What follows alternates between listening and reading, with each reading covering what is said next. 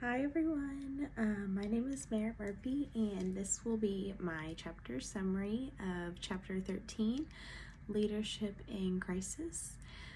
So the chapter opens up by stating that we live in an age of crisis, and with the proliferation of crisis comes the leaders, and that means that leaders must act as crisis managers. So that means that leaders must be prepared for danger, be able to be prepared their group, and be able to respond quickly and effectively.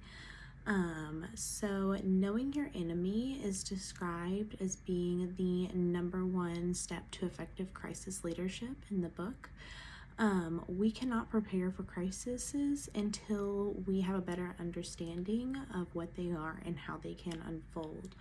Of course, I found this to be very true, and I agree with this myself.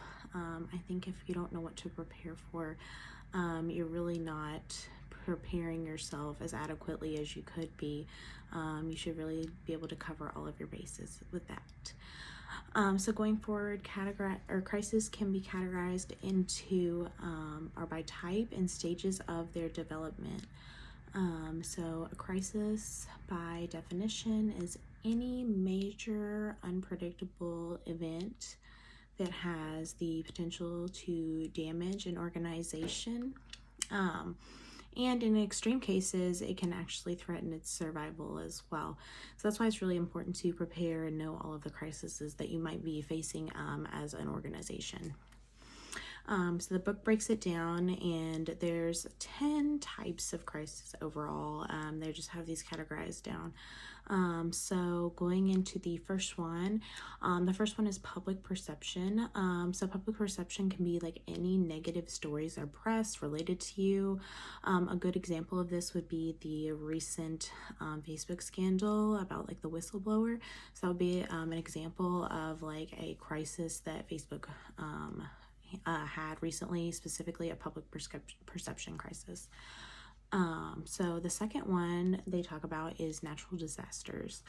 So of course there can be like a hurricane.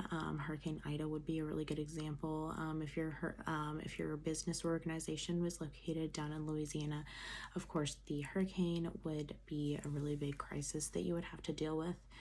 So that's something to keep an eye out for. Product or service. This is one I actually didn't even think about. So that can be like a product recall, or like maybe on food or something. If there was like an outbreak of salmonella in like chicken, for example, that could be a type of crisis as well. So terrorist attacks, of course, bombing. The book talked a lot about 9/11 and used that as an example, I believe, a couple times. So that is one. So moving forward, the next one would be economic, just like cash shortages. I think a good example would be like recently with the pandemic. I know that there was like a change shortage. So if you go in a lot of businesses, even still today, with it being almost 2022, there's still some businesses that are requesting that you have, if you're going to pay in cash, to have like even change. So this is something I didn't think about, but it is something that is a crisis and something to think about, and of course prepare for your business if you can. Human resources, workplace violence. If you have any kind of animosity in the office, that's gonna be, of course, a huge like crisis. So that's something you definitely want to stay on top of. Industrial, so mine collapses. I think the book brought up fires as well. Just anything that can kind of threaten the overall stability, I guess, of your business would be definitely something to keep an eye on. Oil and chemical spills. The book brought up the BP Gulf oil spill example. I think even in the beginning of the chapter, it was a really like a forefront of the chapter. So a good example. Transportation, train derailments.